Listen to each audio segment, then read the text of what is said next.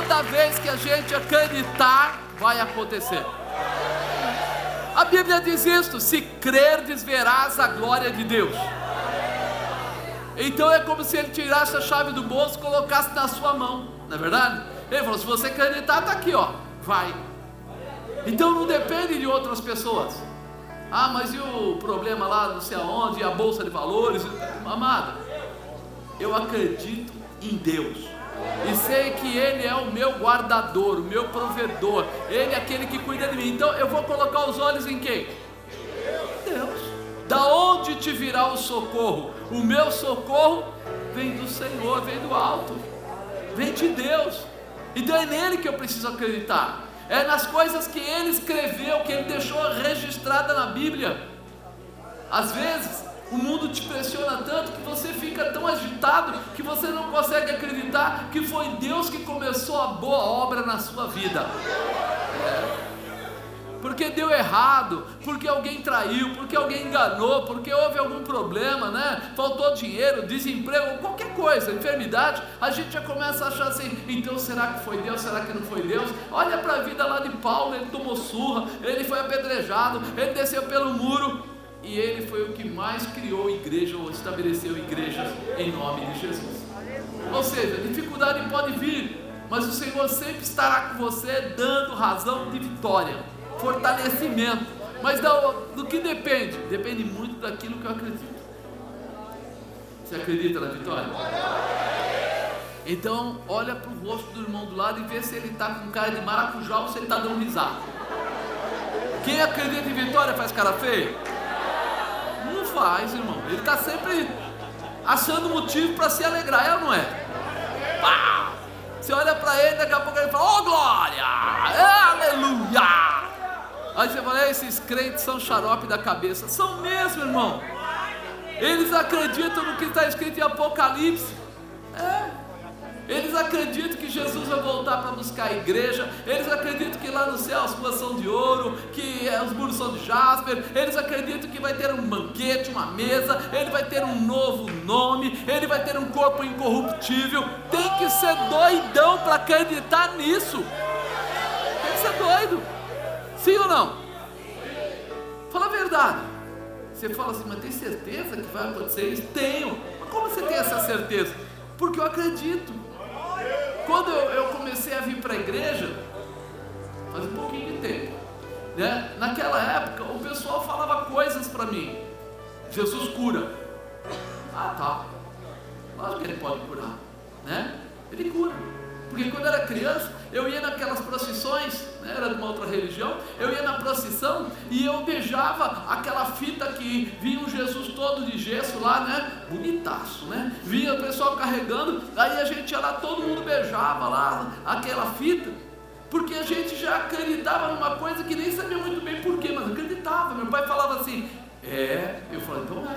Meu pai falou que é porque é. Só que quando eu vim para a igreja, eu cheguei numa igreja, e aí o pessoal falou assim: você precisa fazer uma quebra de maldição na sua vida. Eu falei: que conversa é essa? Quebra de maldição? Eu falei: mas você não está doente, não está assim, está assado. Você vai precisar vir 7 semanas na igreja, e vai fazer um período de oração na igreja, junto com o pastor, e daí no 7º dia, ele vai fazer uma declaração de fé com você, e você vai fazer essa declaração de fé junto com ele, e você vai determinar junto com ele, vai quebrar essa maldição. Eu falei: esses caras têm problema. Eu já fui no laboratório Fleury, que era o mais caro, ainda é um dos mais caros que existe. Eu já fui no médico tal, no médico tal, no médico tal. Ninguém resolveu nada. Como agora ele diz que 7 quintas-feiras, que era quinto culto, 7 quintas-feiras vai mudar a minha vida? Como pode?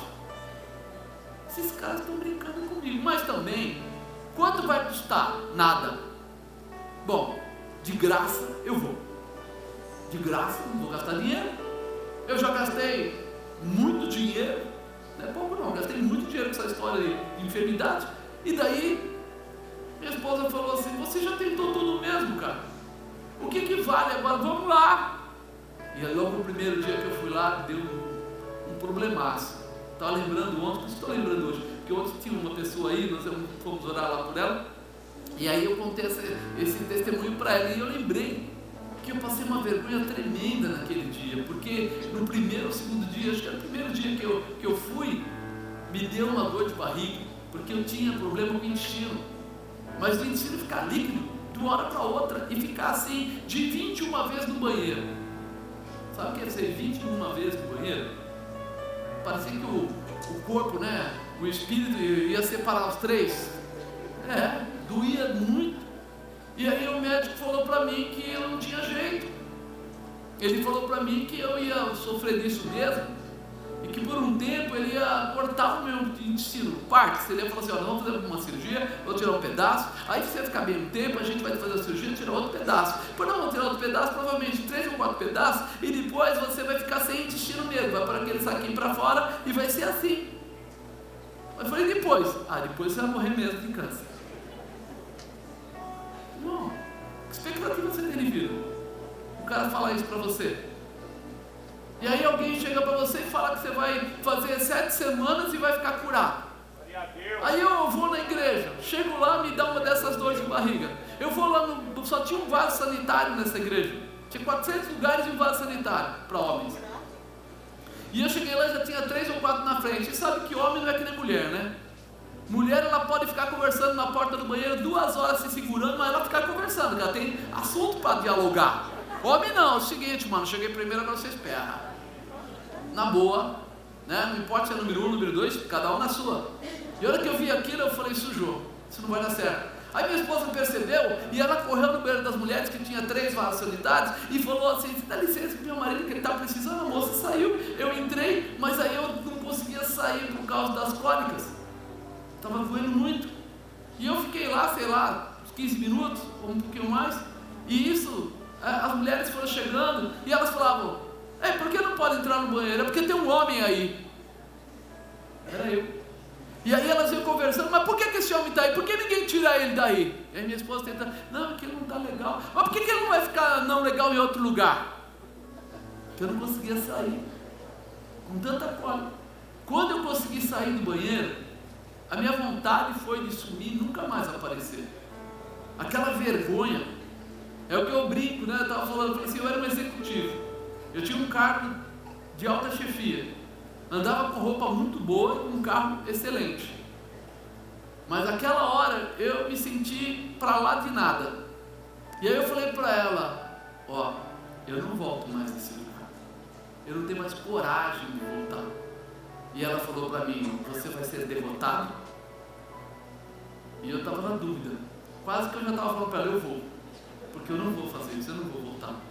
Mas aí um pastor da igreja, ele falou para mim assim, a gente tem um banheiro lá no fundo, que é só para os pastores, ninguém usa, só os pastores. Eu fiquei sabendo do seu problema, então você vai fazer o seguinte, venha de qualquer jeito, e se você precisar, vai lá no fundo, que normalmente só eu uso, mas eu estou pregando, então vai estar vazio, só você vai usar.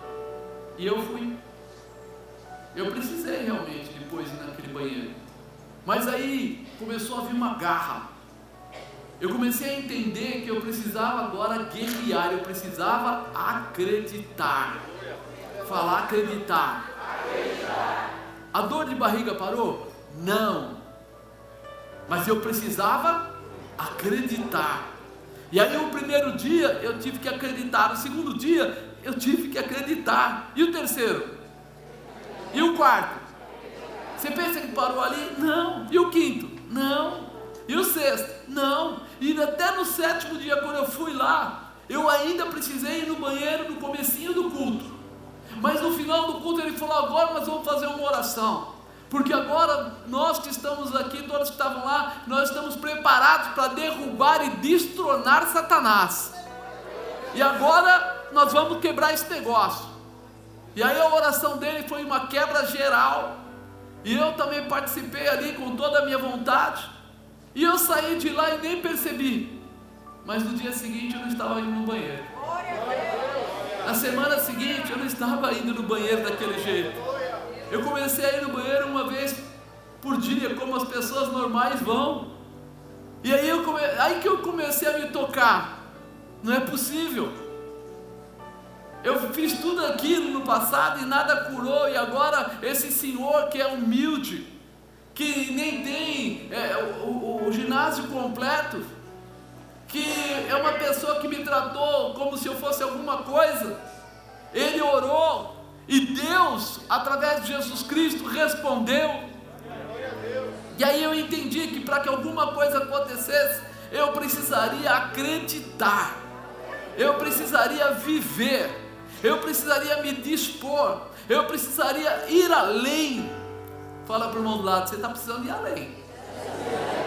Não parar por causa da enfermidade, não parar por causa da dúvida, não parar por causa do medo, não parar porque os outros estão falando, não parar por causa da vergonha, não parar por causa da comparação. Você foi chamado para ser vencedor, você foi chamado para ir além, você foi chamado para ser próspero, você foi chamado para crescer, para viver, para glorificar, para bendizer, para se alegrar com o teu Senhor. Não aceite outra situação. Não aceite. Não aceite que o diabo venha querer colocar qualquer dúvida. Ah, mas o senhor não sabe a vergonha que eu passei. Sei, irmão, mas a vergonha não te melhorou em nada e nem te atrapalha em nada, porque o Senhor é o teu pastor. Ele vai cuidar de você, Ele vai cuidar da sua casa, Ele vai cuidar da sua família. Mas você não vai voltar atrás, você não vai se encolher. Isso precisa entrar no nosso coração. Às vezes as pessoas olham para nós, né? Eu lembro um dia que uma pessoa falou para mim: eu queria ter a fé que o senhor tem. Eu falei: cara, tá mal, minha fé é pequenininha. Mas a Bíblia diz isso, não é verdade? Se você tiver a fé como um grão de mostarda, e aí o pessoal pensa que o tamanho importa. Ele explica que é plantando a semente que ela cresce, que ela dá a maior das hortaliças. Mas é a menor das sementes, mas dá a maior das hortaliças. Mas é a menor, mas ela dá a maior. Quer dizer que se eu não plantar ela, o que vai acontecer? Não vai dar nada, não vai acontecer nada. Então o teu tamanho da fé não importa, importa o que você faz com ela. Importa se você acredita que o poder de Deus está liberado sobre a sua vida. Apóstolo, mas eu sou pecador. Que bom, irmão, porque Jesus diz que veio para os... Então foi para você. Se Ele veio para você, Ele está dando a mão para você, liberando você, estabelecendo você, para que você seja vencedor de qualquer maneira.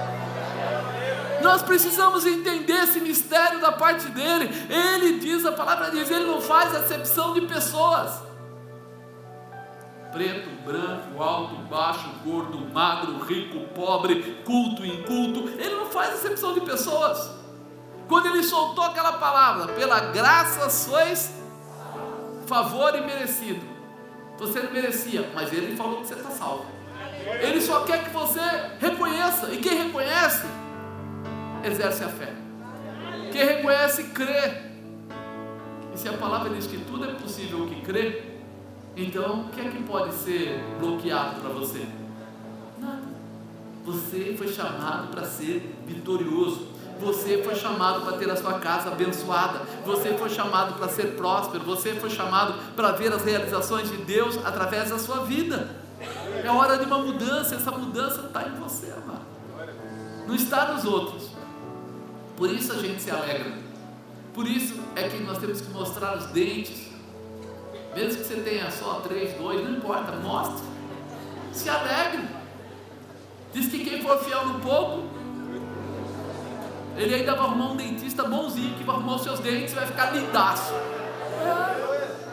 É verdade. Acredite.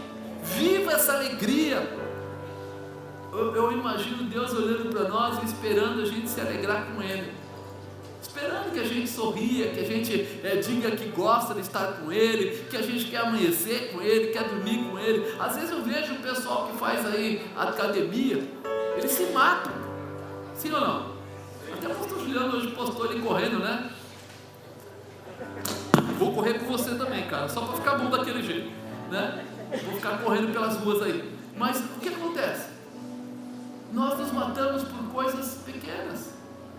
E se a gente desse o mesmo gás pelo amor e pela misericórdia de Deus? Você já pensou isso? Eu brinco com as pessoas porque eu sou do tempo que a gente, para ir no médico, ia no INSS, e lá tinha umas filas homéricas, era ou não era? Hoje eu não sei como é que é a fila lá de fora, mas naquela época você chegava às 4 da manhã para poder ser atendido. Então eu era garoto e eu já tinha alguns probleminhas assim, e aí eu ia com a minha mãe, 4 horas da manhã escuro, e a gente lá dormindo em pé, esperando para ver se ia ser atendido. Aí imagina, irmão, 4 da manhã para eles começarem a atender às 8 da manhã, para, se você está lá atrás, esperar mais umas 2, 3 horas para chegar lá na frente. Então das 4 da manhã às 11 da manhã, tem umas 7 horas aí no meio. Você imaginou se você ajoelhasse 7 horas falando com Deus? Sem desculpa honestidade, eu acho que até as nuvens desciam. Você ia olhar para o lado, quando você olhar, você ia ter um querubim de um lado, um serafim do outro. Você ia falar, ei, eu só estava falando com Deus. Aí ele falou, pois é, chegou. Estamos tudo aqui, pode falar. Nós precisamos entender esse mistério, que se nós nos entregarmos ao Senhor, os milagres vão começar a se multiplicar na tua casa, na tua vida. Ele não nega poder, Ele não nega. Então guarda isso para o seu coração. Vale a pena o sacrifício. Por isso que nós colocamos esse nome aqui, série, poços que valem a pena cavar. Diga, poços que valem a pena cavar. Porque às vezes a gente faz sacrifício com coisas que são tão momentâneas, né? Que você vai com toda a garra, mas aí acaba, termina ali, passou, e aí passou. E às vezes você deixa coisas tão importantes para lá, coisas tão importantes. Então tem poços que vale a pena cavar. E hoje eu queria falar para você como tema: a água tem que ser pura. Diga, a água tem que ser pura.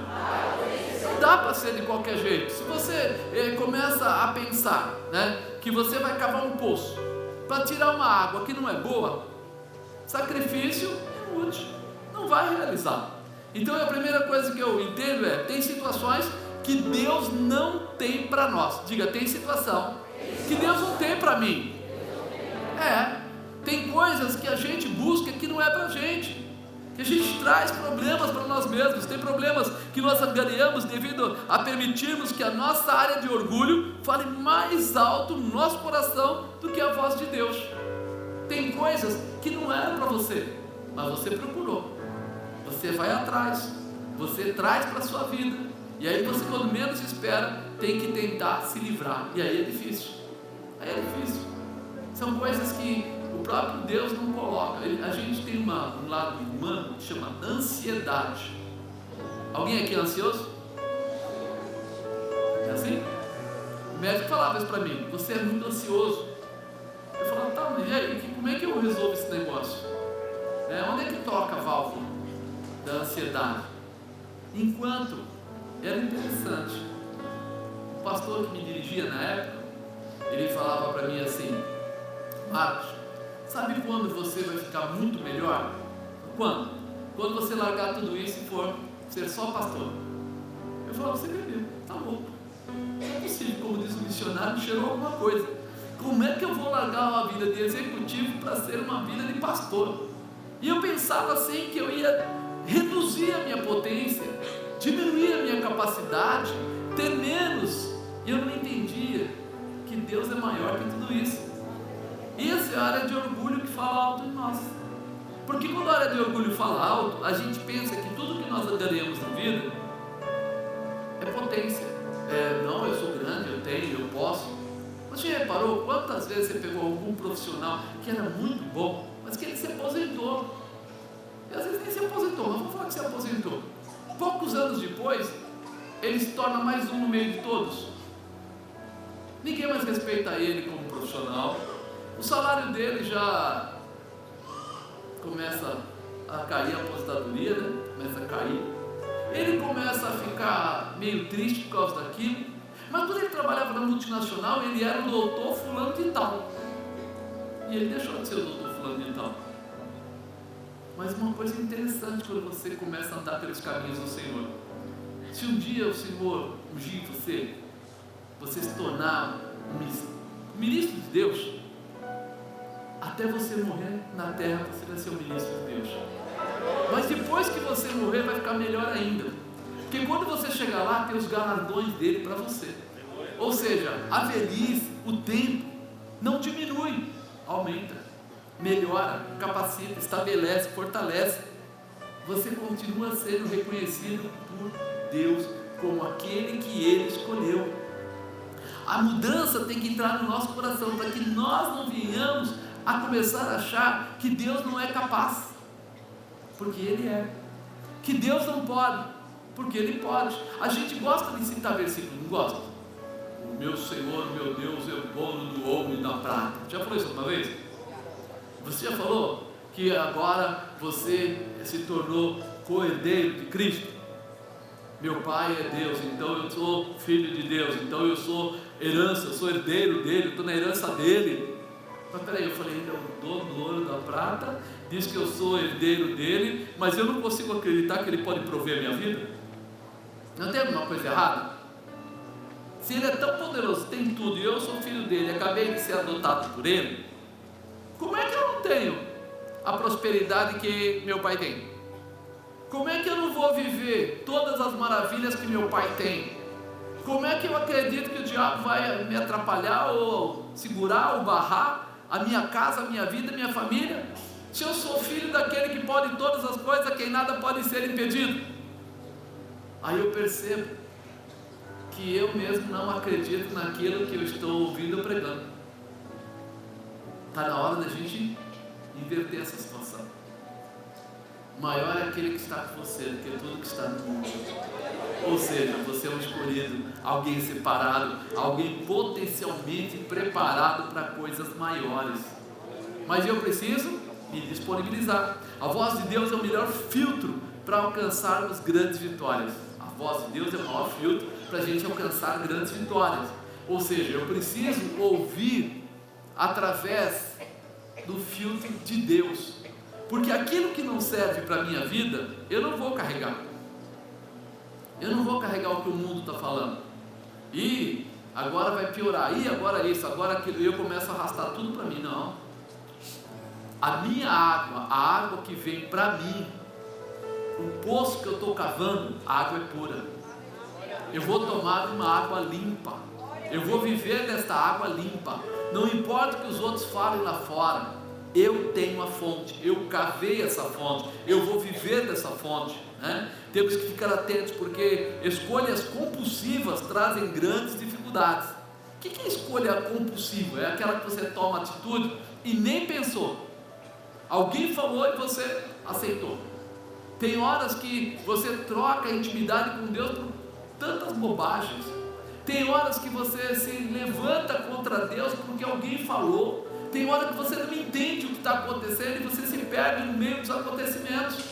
E aí depois vem o quê? A resposta daquilo que você realizou.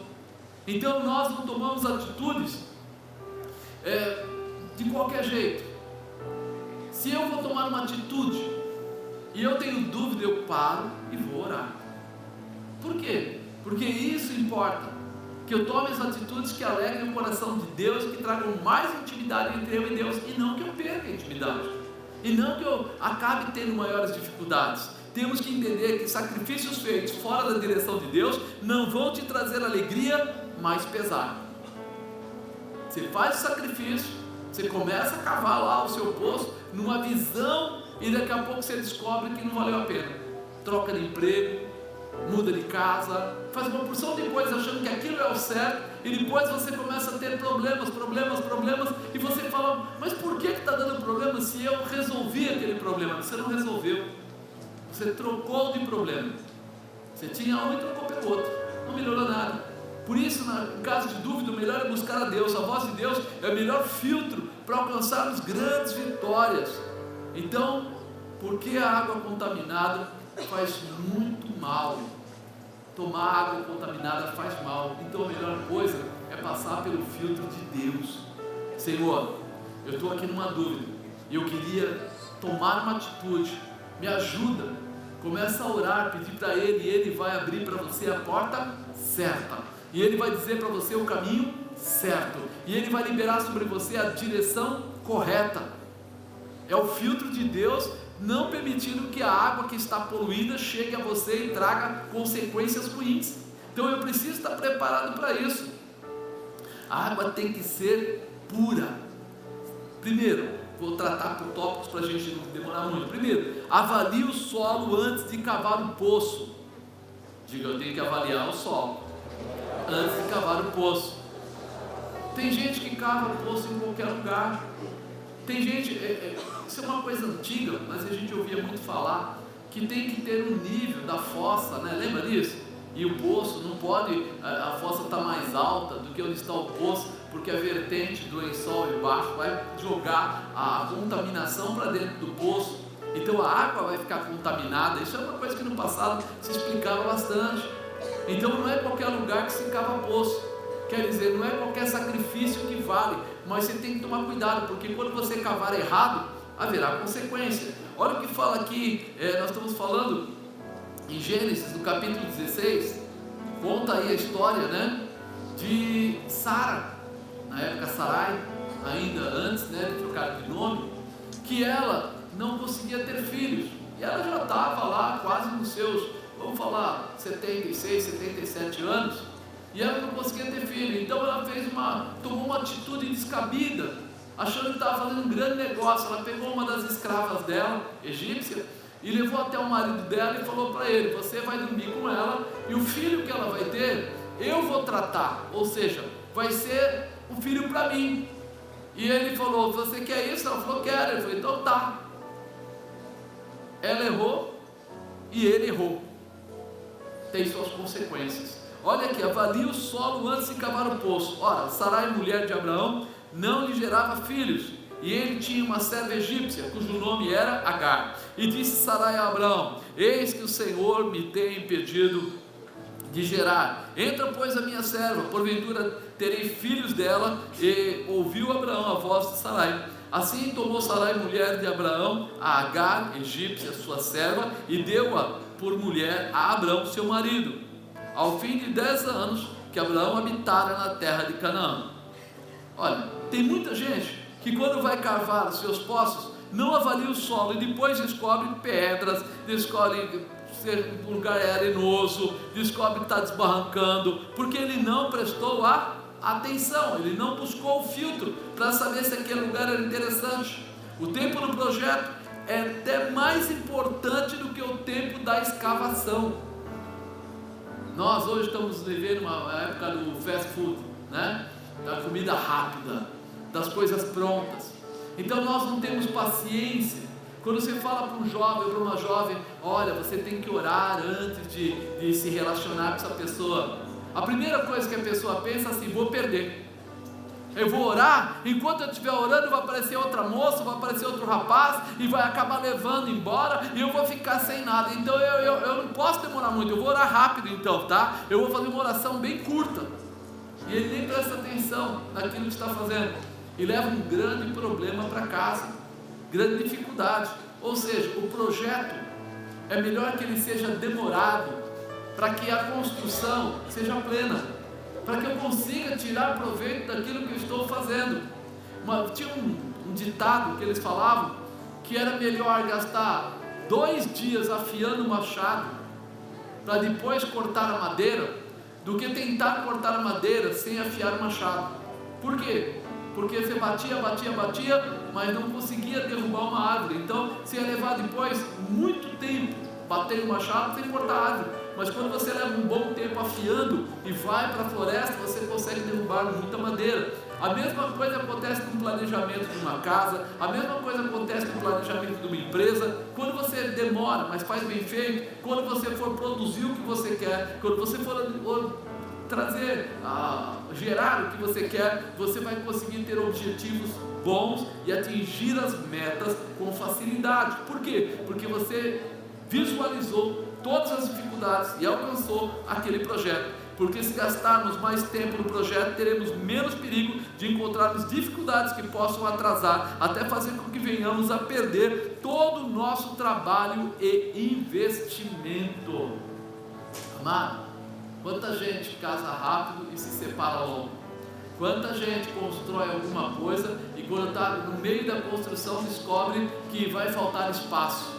Quanta gente começa a fazer até funilaria do carro, alguma coisa, e daqui a pouco percebe que não era só aquilo, e quando ele vai ver, a coisa sai bem mais cara do que ia sair, gasta muito mais tempo do que deveria gastar. Então nós espiritualmente temos que pensar do mesmo jeito. Não tome atitudes sem antes avaliar. Veja realmente, avalie o que está acontecendo para que você não tenha dificuldade, A água tem que ser pura. Segundo, não compartilhe o poço.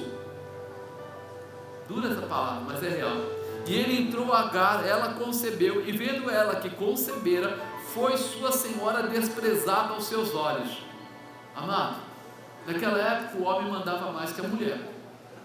Essa mulher ficou grávida de Abraão, que era o senhor daquele lugar. Quando a mulher percebeu que ficou grávida, o que ela começou a fazer? Por que ela tem que ficar ouvindo Sara? Ela não pode ter filho, e eu estou esperando o bebê. Quer dizer que eu sou especial, não ela.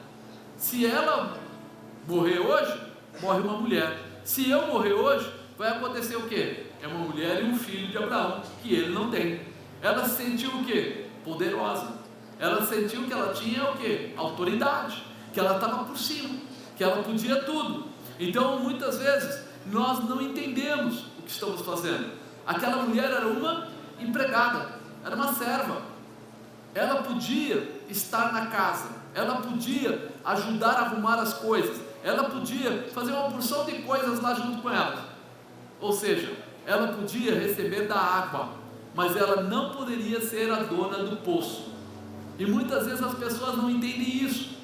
Eles começam a juntar vidas para colocar dentro da própria vida, e eles estão trazendo maldição para a sua própria casa, para a sua própria vida.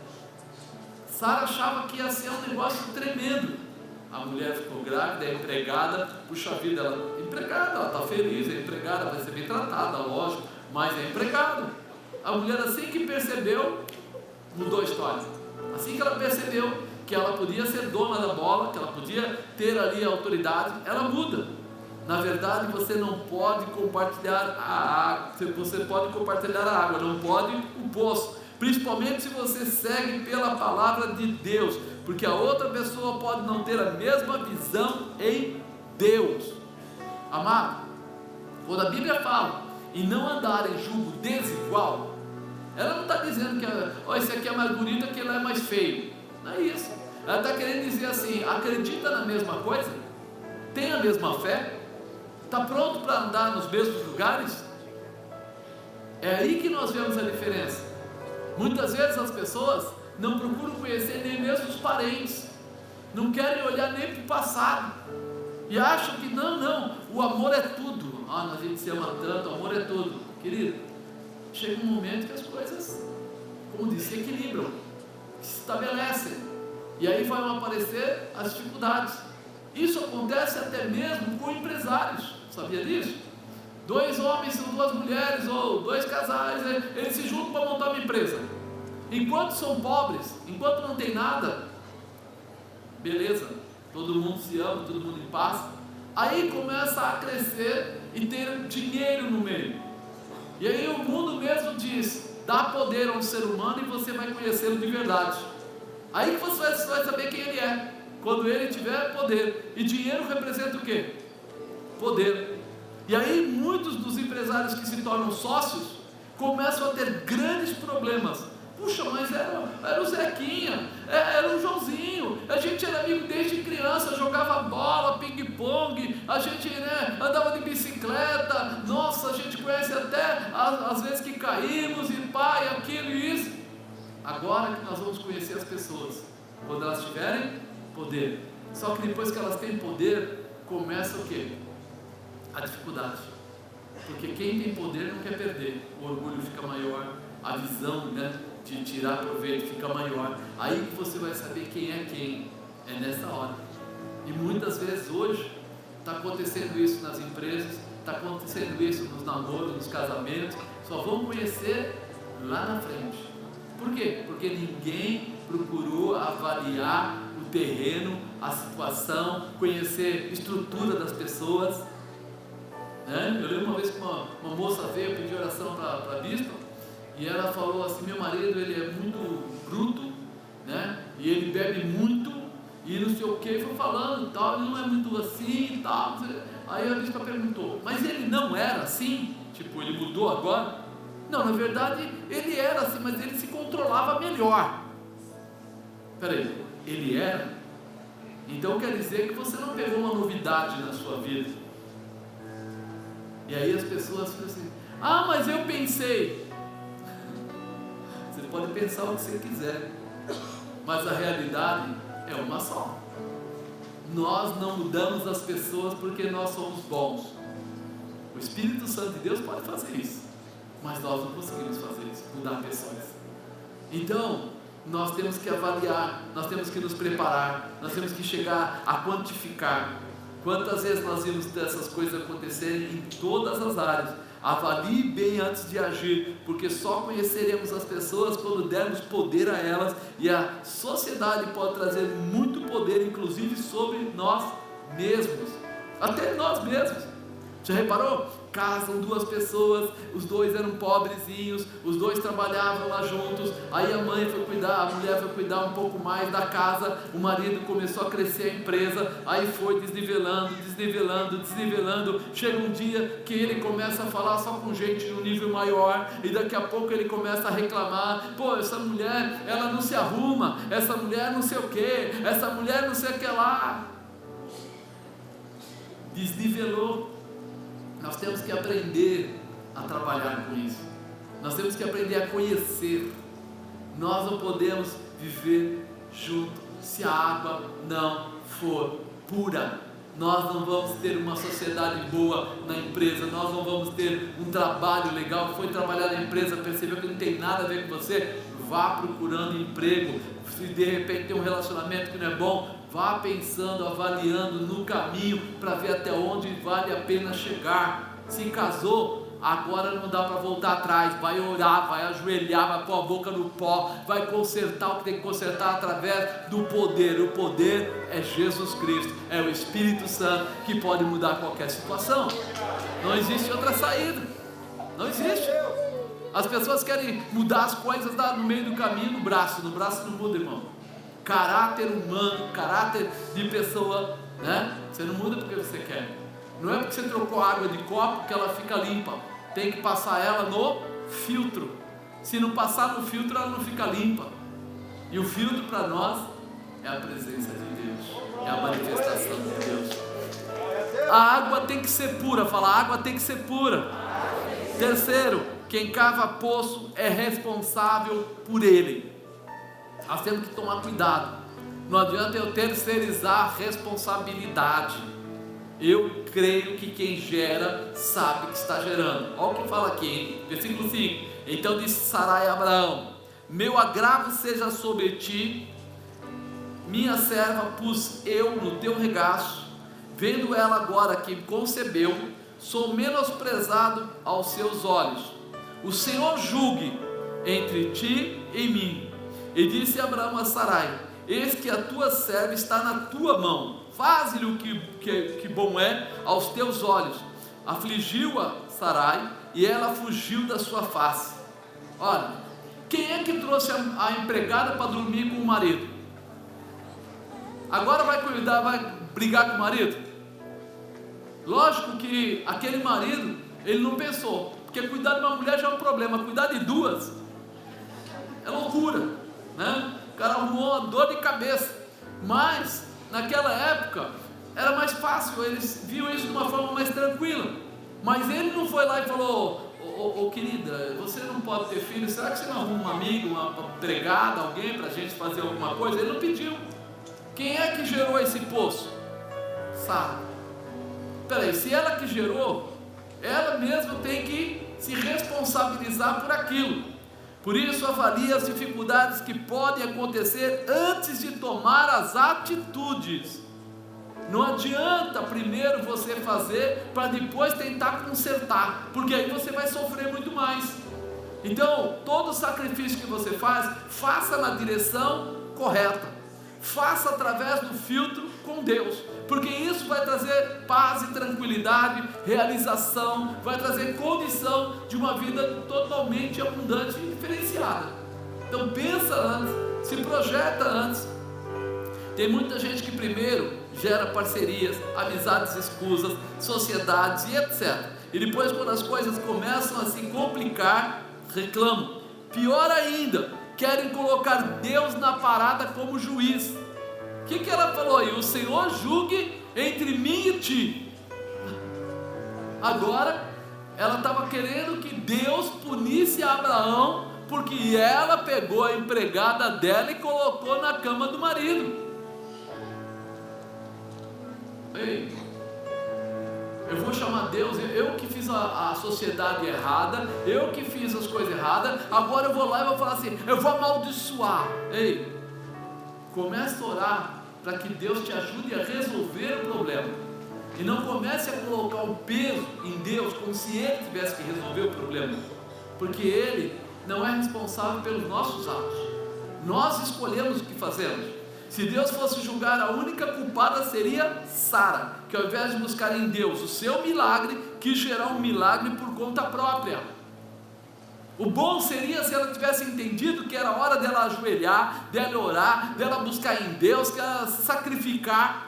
Mas ela olhou e viu uma saída, entre aspas, fácil. Viu uma saída tranquila.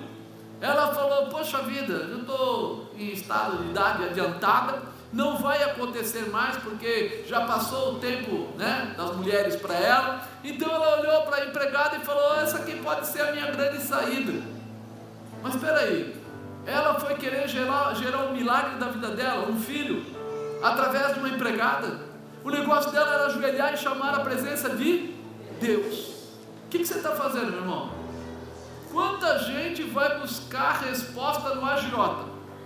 Quanta gente vai buscar resposta lá no político? Quanta gente vai buscar resposta, às vezes, em pessoas aí totalmente, né, erradas? Quanta gente vai tentar cuidar de filho da forma errada? Ao invés de chamar um homem de Deus para falar, vai procurar uma pessoa lá fora do mundo. Ah, dá para você orientar o meu filho? Se a pessoa do mundo vai orientar através da visão do mundo. Mas se ele é um homem de Deus, vai orientar através da visão de Deus. Agora, ela chega aqui depois que a mulher já ficou grávida, vamos falar a linguagem de hoje, ela ficou grávida, ela vai querer colocar Deus agora que puna vocês, agora que isso, agora que aquilo.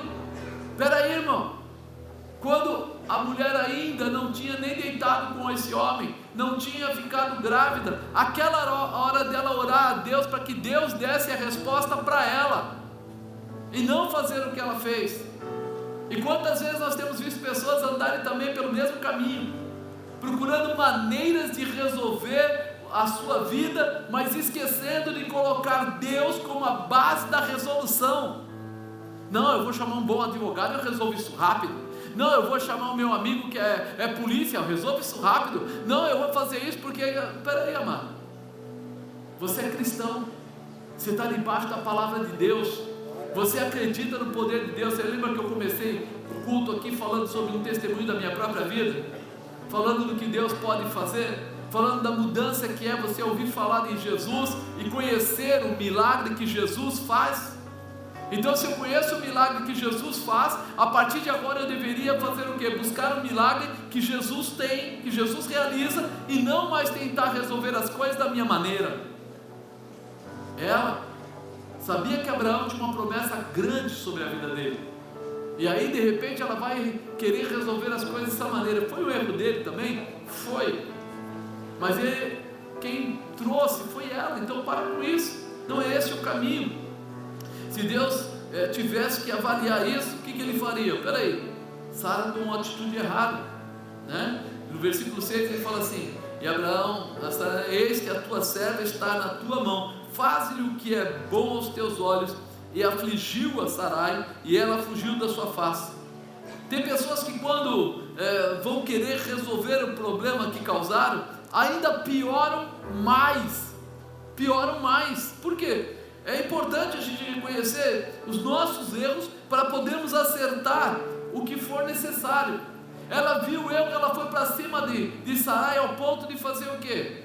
Agravar. Ou seja, a mulher ficou tão irritada ou tão desesperada que ao invés dela parar para ouvir a patroa dela, ou para ela tomar uma repreensão, ou qualquer coisa, ou até mesmo para que ela clamar a Deus: Senhor, muda o coração de Agar, muda, Senhor, a visão dela. Não, ela novamente vai lá e tenta resolver no braço, tenta ser dura simplesmente, e a mulher foge, ela vai embora. Agir por impulso trará a chance de perdermos a razão. Quando ela foi lá, Abraão falou: a empregada é sua, faz o que você quiser. Ela foi lá e começou a agravar, quer dizer, brigar mesmo com ela, ofender e etc. O que a mulher fez? Baixou a bola? Não, fugiu. Ela simplesmente saiu fora. Já tinha errado colocando aquela mulher com o marido dela, sem ter orado, sem ter perguntado a Deus, sem ter conhecido o que Deus queria para ela, ou o que Deus tinha providenciado como um filho dele mesmo, e não esse tipo de coisa, filho da empregada. Já foi um erro. Mas agora que a coisa começou errada, era hora dela parar e falar: Senhor, me perdoa, eu tomei uma atitude totalmente indevida, que está gerando agora problemas graves. Mas ao invés disso, sabe o que ela faz? Ela vai lá para brigar, para ofender, para entrar numa situação de agravo, como diz aqui. Ao invés de consertar, ela bagunça mais ainda. Sabe aquela história que o casamento já está meio desarranjado, e aí os dois, o casal, começa a medir força para ver quem é mais pesado de boca, e aí alguém dá um tapa em alguém, daqui a pouco alguém dá um chute em alguém. Ou seja, diz que a mulher sábia faz o quê? Edifica o lar. O homem que conhece a Deus segue os princípios de Deus. Então deveria haver aqui uma mudança, um comportamento de busca em Deus e não a força própria. Quarto, o lugar da água é dentro do poço. Não existe como você querer ter uma geração de água, ou seja, uma geração de resultado bom. Poço não joga água para fora, ele não é uma fonte, ele é um poço. Ele vem de baixo, a água. O lençol freático está lá embaixo, ele sobe lá. Se a água saiu fora, perdeu o sentido, já não é mais poço. Daqui a pouco vai se tornar água parada. Água parada cria bichinho, inseto e etc. Apodrece, não pode. Ela não pode ficar simplesmente solta em qualquer lugar. E isso, às vezes as pessoas não entendem. O lugar da água é dentro do poço. Olha o que fala o versículo 7. E o anjo do Senhor a achou junto a uma fonte de água no deserto, junto à fonte no caminho de Sur. E disse a Agar, serva de Sarai: de onde vens? Para onde vais? E ela disse: venho fugida da face de Sarai, minha senhora. Olha o que ela fez. Ao invés de ela conseguir resolver o problema, ela espirrou Sarai para fora. Mas só que Sarai agora não entendeu que Agar estava grávida, esperando um filho de Abraão. E quem era Abraão? Um escolhido de Deus. E havia uma promessa na vida de Abraão. Diz que a descendência dele, seria aquela que não poderia ser contada. Ele seria pai de multidões. Deus tinha algo com ele muito especial. Ou seja, agora esse filho que estava no ventre de Agar também era herdeiro de Abraão. Não podia ela simplesmente ir embora, porque o próprio Deus estaria cuidando dessa criança, porque ele tinha uma promessa com Abraão. Então a promessa de Abraão atingia ele e a sua posteridade. E agora, quer queira, quer não, esse filho seria posteridade.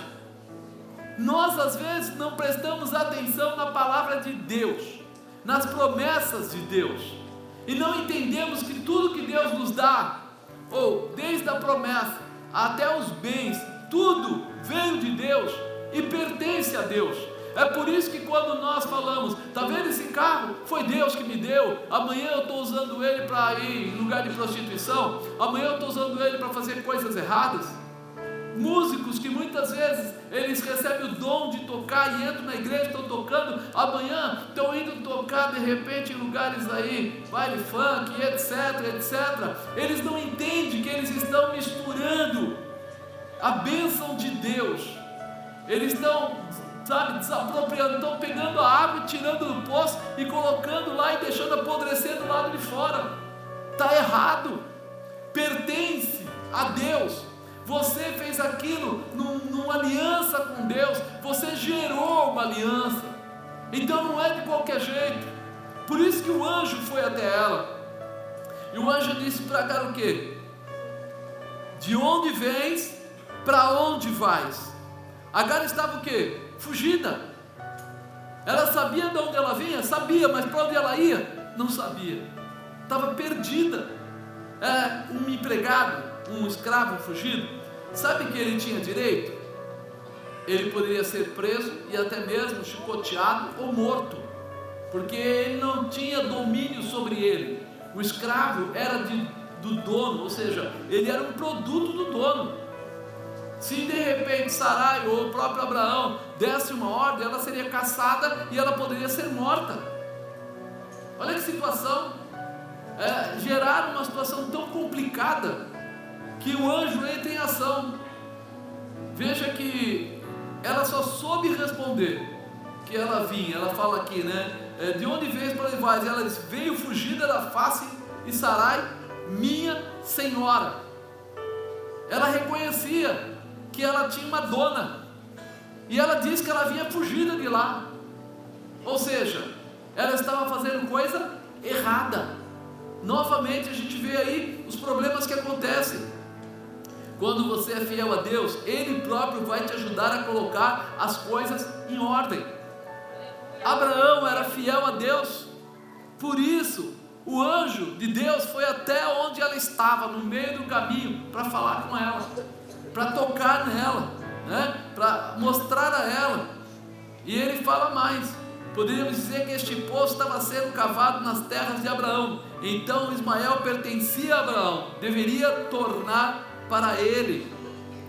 A raiz dessa história toda é que Abraão era íntimo de Deus, e se alguma coisa estava sendo roubado dele, se essas águas pertenciam a ele, se o resultado pertencia a ele, não era ele que ia precisar correr, o próprio Deus correria. Se você tem parte com Deus, ainda que tente te prejudicar, quem vai se levantar para te abençoar é o próprio Senhor, através de Jesus Cristo, através do Espírito Santo.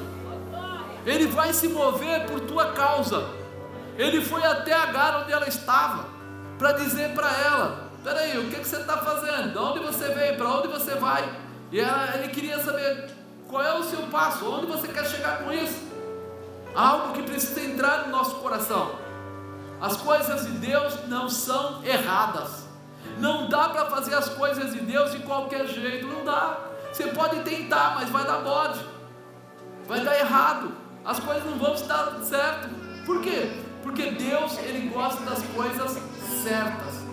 Eu sei que muitas vezes a gente fala: mas é uma permissão de Deus. Não, foi um refrigério de Deus. A gente inventa um monte de palavras. Mas se nós quisermos a bênção do Senhor, nós vamos andar debaixo do cuidado dEle. Se nós estamos cavando, né, um poço, estamos fazendo coisas, tanto sacrifício, Deus vai dar a resposta sobre aquele sacrifício que você está tendo. Ele não vai permitir que se perca. Quinto e último, né? O sacrifício pode restaurar. O sacrifício pode trazer de volta.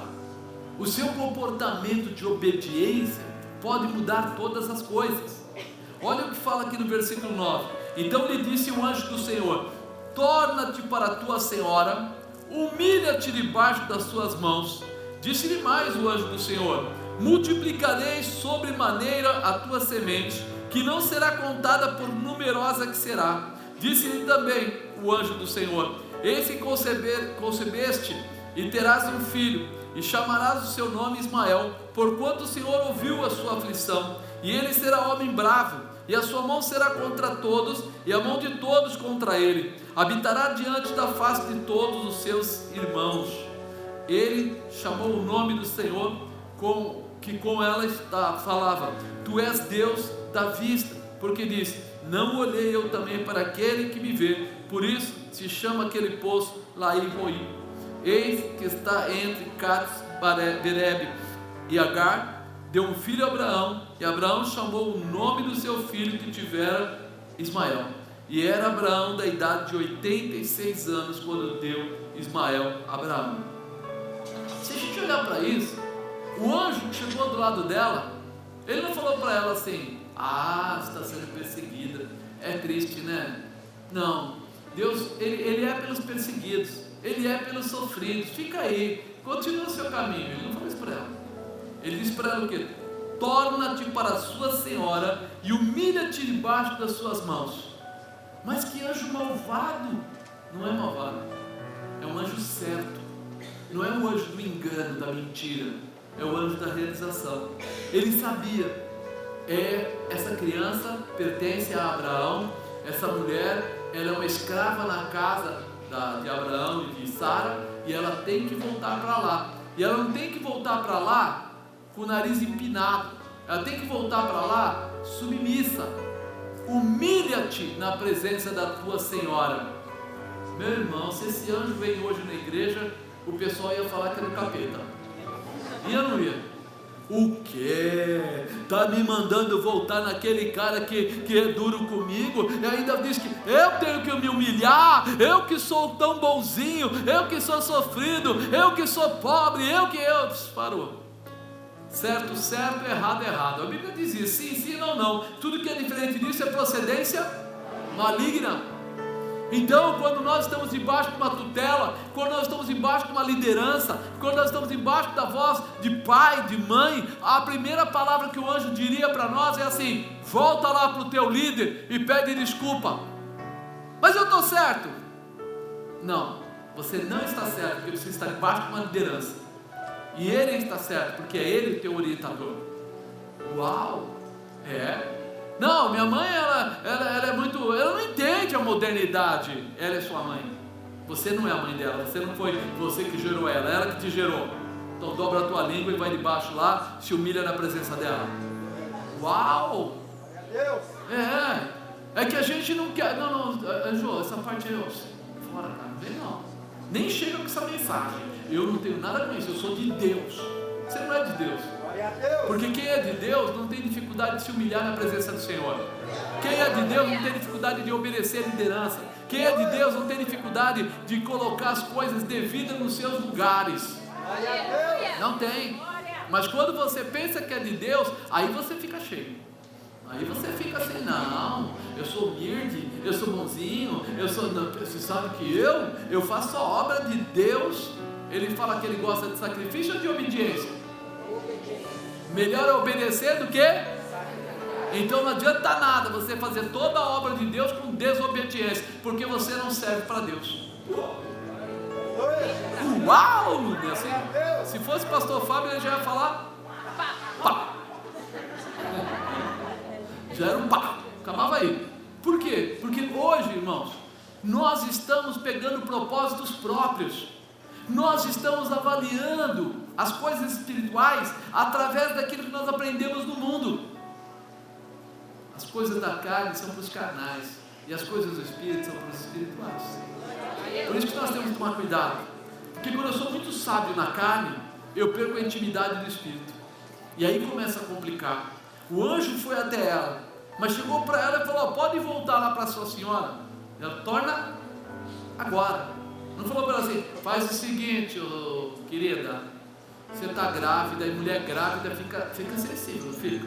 É o seguinte, fala, mulher grávida, marido sofre, não sofre? Sofre, não sofre? Quando mulher está grávida, sofre. Não fala assim porque ela está grávida. Não, dá um sorvete para ela porque ela está grávida. Não, ela quer comer o pão, dá o pão para ela que ela está grávida. Sabe o que o anjo fez? Olhou para ela e falou: torna-te para a tua senhora e humilha-te debaixo da mão dela. E ela estava... Gravidez não é doença. Gravidez não é doença. Deus deu à mulher essa capacidade, esse poder, que a mulher é poderosa. Ela tem algo que não é homem, não tem. O que ela recebeu foi um dom fantástico. Só que de repente o mundo coloca umas coisinhas aí em volta. ai, se não comer vai nascer com cara de melancia. Você acredita que Deus criou isso? Fala a verdade. A gente como marido muitas vezes faz, como diz assim, né, vista grossa pra coisa. Ai, amor, eu tô com uma vontade. Eu falava pra bispa, fica com vontade até as 10 horas da noite. 10:01 sua vontade começa a contar às 8 horas da manhã de amanhã. Então se você tem que ter vontade, vá até esse horário. Passou daquele horário, pula para de manhã cedo. Porque eu não vou sair de madrugada atrás de qualquer coisa. Então já cria aí o seu espectro, né? A sua dimensão, e eu faço o que você quiser, dentro do período. E ela, graças a Deus, sempre foi muito legal e entendeu o que eu ia fazer mesmo. Entendeu? E aceitou, e a gente ficava. Mas eu era um cara até legal. Porque quando ela falava assim, eu tenho vontade de comer sorvete de limão, então eu ia até a padaria e já trazia a caixa. Porque se ela quisesse comer 10, ela veio assim, papo saia comer aqueles 10 sorvetes. Eu nunca trouxe um para saber que ela ia querer o segundo, então já trazia um monte. Então você resolve os seus problemas. Agora, não dá para arrumar desculpa. A vida, a carne, o mundo não é desculpa para a gente sair fora do padrão de Deus. Não é desculpa. Mas você sabe, nós estamos vivendo no ano de 2020 e você sabe que lá atrás falavam que os Jacksons iam arrumar o cabelo assim, naqueles desenhinhos que passava, né? E tal, e agora estão assim, irmão, esquece. Nós estamos falando de coisa séria, nós estamos falando de Deus, nós estamos falando de comportamento, né? Nós temos que restaurar, né, um poço. Não tem como você restaurar um poço que está desbarrancado, senão com trabalho. Precisa ter trabalho, precisa ter posicionamento. Diga, posicionamento. É importante. Por isso que o anjo dá essa determinação para cá. Torna lá e se humilha debaixo da mão dela. Por quê? Porque era o certo. Ela era uma escrava, ela estava com o filho de Abraão e ela estava fugindo. Pode voltar e fazer o que é certo. Mas, uma coisa importante, somente depois da ordem do anjo para Agar, que vem a bênção da realização para Ismael. Deus reconheceu Ismael como filho de Abraão. Não falou assim, você errou, então ele vai ser um garotinho pobre que vai passar necessidade. Não falou isso para ela. Ele colocou aqui, disse-lhe mais o anjo do Senhor, multiplicarei sobremaneira a tua semente. Quer dizer, Ismael vai também ser pai de multidões, vai ter muita gente, que não será contada por numerosa que será. Disse também o anjo do Senhor, eis que concebeste e terás um filho, e chamarás seu nome Ismael, porquanto o Senhor ouviu a tua aflição. Ele será um homem bravo, a sua mão será contra todos, e a mão de todos contra ele, e habitará diante da face de todos os seus irmãos. Foi uma coisa fantástica, não foi? Pensa bem, olha o que aconteceu. Diz que Isaac, através de Jacó, teve quantos filhos? Não tem as 12 tribos? Pois é, Ismael também teve 12, e também teve as 12 tribos dele. Não é interessante? Como Deus é fiel, como Deus é justo. Ele colocou aqui que Ismael seria alguém que ia brigar com muita gente, mas também o povo todo ia brigar com ele. Sem explicar muito para a gente não se aprofundar, o que acontece hoje sobre Israel e a faixa de Gaza e o povo? A guerra acaba lá? Como vai acabar? Se os dois têm promessa, só poderia acabar se houvesse entendimento que só há um Deus. Mas não acaba. Tanto é que quando na primeira vez que eu fui para Israel, nós passamos pelo Egito.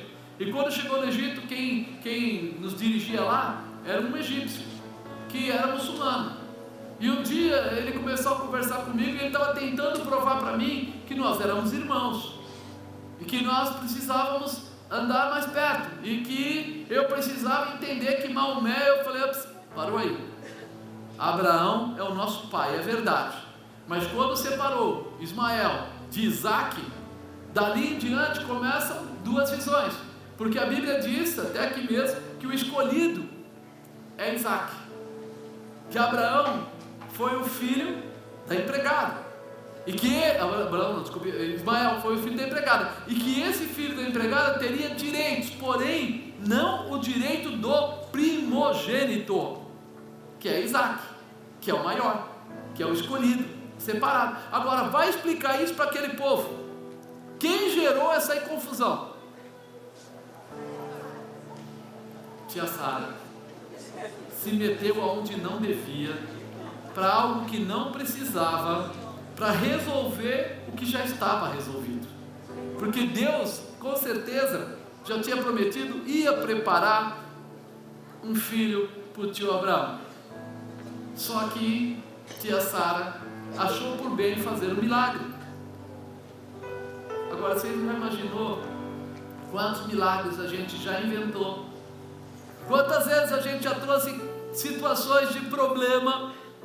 Quantas vezes você já tomou atitudes que não era para ser tomada? Quantas vezes você já entrou em situações? Quantas pessoas casaram de forma errada? Quantas pessoas montaram sociedades de forma errada? Quantas pessoas adquiriram bens de forma errada e ficaram pagando um preço? E vai falar para Deus: oh Deus!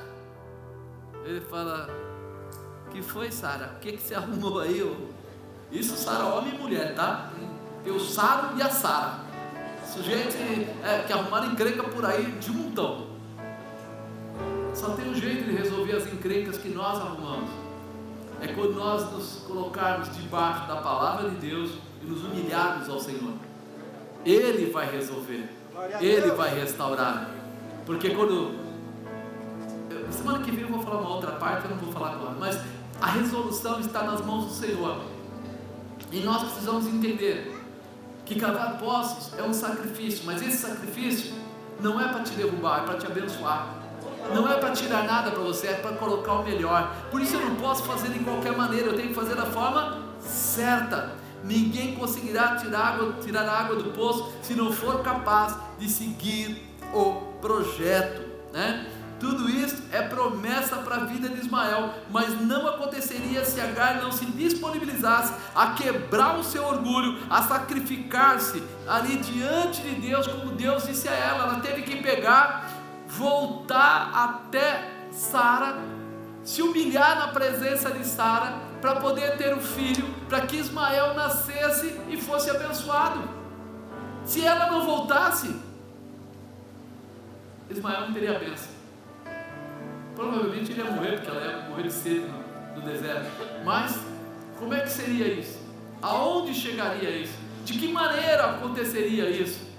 Amados, todos nós temos uma promessa de Deus na nossa vida. Eu estou com o irmão do lado e falo para ele: você tem promessa de Deus. Fala para ele: mas não dá uma de Sara não. Não atrapalha. Faz o que Deus está mandando você fazer. Em caso de dúvida, passa água pelo filtro, toma água pura, não toma água contaminada, porque ela vai roubar a sua bênção. Porque se você retirar a água e ela não for boa para beber, para que vai servir? Glória a Deus! Quando a gente pega água que não é boa, nós trazemos para nós o que? Problema. Quem já tomou uma água que não era boa aí e ficou com dor de barriga? Quantas pessoas vão acampar, vão nos lugares, ou às vezes até tomam água da torneira em algum lugar, daqui a pouco está com problema de bactéria, de virose, de não sei o quê. E aí você fala: o que aconteceu? Você tomou água que estava contaminada. E na vida normal muitas vezes acontece isso. As pessoas começam a fazer as coisas da forma mais prática. Hoje é fácil. Outro dia até saiu na televisão alguma coisa assim, que dos casamentos que acontecem, uma grande parte, quase 40%, se torna em divórcio nos dias de hoje. Você fala: que loucura, como é que pode? Para que casa? Para que casa? Se vai ter divórcio depois, já não casa, não precisa disso. Mas é porque a pessoa faz aquilo sem prestar atenção no que está fazendo, sem olhar onde está cavando o seu poço, e depois ele rapidamente resolve que ele vai casar, e depois ele não sabe o que fazer com aquele estrupício. É verdade. Porque a visão, irmão, imagina o seguinte: quando você tem um vizinho e começa a se desentender com o vizinho, o que você faz? Manda levantar um muro. Não é? Se é o vizinho, ele está lá, você está aqui, levanta um muro. Aí quando você sair, você sai para cá, ele sai para lá, ninguém se encontra. E quando dorme na mesma cama?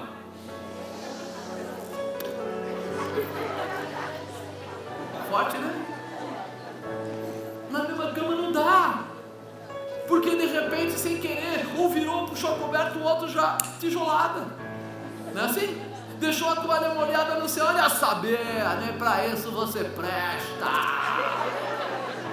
Queimou o feijão, miserável, fez de propósito. Vai saindo, você repara que vai apodrecendo cada vez mais. Olhou para o lado, chegou atrasado, quebrou, furou o pneu, o cara furou mesmo. Ele falou, eu sabia, eu pedi para você chegar cedo, você faz isso, né? Tudo bem. Vai ter volta. Vai ter volta. Por quê? Porque a coisa está dilapidada, está podre, está estragada. Então pensa um pouco, amado. Nós precisamos tomar cuidado com todo tipo de comportamento. Estou falando do relacionamento, mas pode ser sociedade, pode ser compra, pode ser qualquer coisa na nossa vida, porque na verdade Deus quer dar o melhor para você. Deus tem uma promessa de realização, não tem uma promessa de problema. Você não vê Deus falando assim, eis que te darei grandes problemas, e quando você vencer aquele, o segundo te pegará. Já viu alguma vez na Bíblia isso? Se passar pelo fogo, vai te queimar. Se passar pela água, vai morrer afogado, miserável. Você já viu alguma vez Deus falar isso na Bíblia? 1000 cairão ao teu lado, 10.000 à tua direita, e na sua cabeça um vaso. Viu alguma vez isso? Por que não viu? Porque Deus é por você, Ele tem uma promessa sobre a sua vida. Ele tem coisas tremendas para fazer. Apóstolo, mas quer dizer que nos últimos anos que aconteceram essas coisas? Não, isso acontece faz muitos anos. A diferença é que antigamente as pessoas eram mais passivas, então elas tinham mais tempo para acalmar o coração, a mulher, o marido. Ele sabia assim, não, eu casei, a verdade até que a morte os separe, eu vou perdoar um pouco mais, e muitas vezes esse eu vou perdoar um pouco mais, as coisas se acalmavam. Porque o jovem, ele é mais intempestivo, o mais velho ou mais maduro, ele é mais comedido, ele pensa mais, ele avalia, peraí, agora tem filho, vai separar, vai dar problema, vamos acalmar essa situação, vamos conversar, vamos ver o que a gente consegue fazer. Não é verdade? Mudou a configuração. Hoje, com toda essa história de muitas vezes vê feminismo, né? Ainda hoje uma pessoa me mandou, né?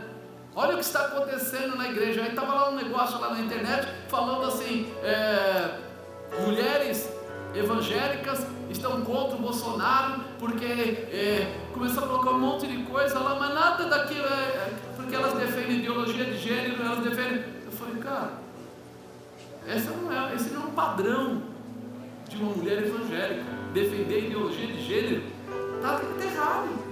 Mas alguém aproveitou um nome, ou talvez vai numa daquelas igrejas inclusivas, e colocou aquilo como se fosse um padrão. Aí uma pessoa que não é evangélica já mandou para mim, dá uma olhada aí, seu pastor, o que está acontecendo. Nós hoje não estamos agindo com a cabeça, e estamos arrastando problemas. Por quê? Porque começa a misturar tudo. Como é que pode ser, como é que não pode ser? Se pode ter tanta coisa errada, se pode ter a igreja inclusiva, como dizem, né? O pastor homossexual, a pastora lésbica, o outro é isso aqui. Se pode isso, então o resto já pode tudo. E não é uma verdade. Isso, dentro do evangelho, acontece no Brasil com mais ou menos 2%, nem isso talvez. Então não é a nossa realidade. É uma minoria que atrai um nome, né? Traz a situação como se fosse. E aí a pessoa que está lá fora no mundo usa isso para tentar atingir cristãos. Então nós precisamos olhar bem qual é o tipo de poço que você está cavando. Não deixe a água se contaminar. Se tiver algum problema, a água tem que ser filtrada através da presença de Deus. E a nossa visão vai trazer transformação. Por isso nós precisamos colocar esse tema no nosso coração. A água tem que ser pura. Você quer a bênção de Deus? A água tem que ser pura. Você quer ver Deus trabalhar pela sua vida? A água tem que ser pura. Essa é a base. Se a água for pura, Deus não vai ter dificuldade de te abençoar. Não vai ter dúvida. Não vai precisar falar para você, da onde você veio, para onde você vai, o que é que você está fazendo. Ele vai dizer para você, sou contigo, fica tranquilo. Mil caiu até o lado, eu estou à direita, mas você não vai ser atingido. Você vai poder dizer, meu Deus, segundo as suas riquezas, suprirá todas as minhas necessidades em glória.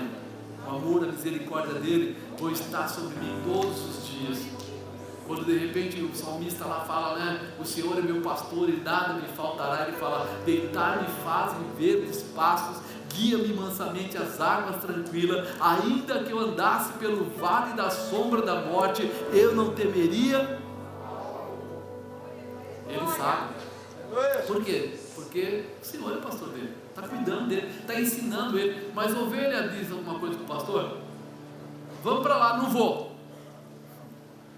Fica aqui comigo, não fica. Eu vou andar com o lobo lá do outro lado.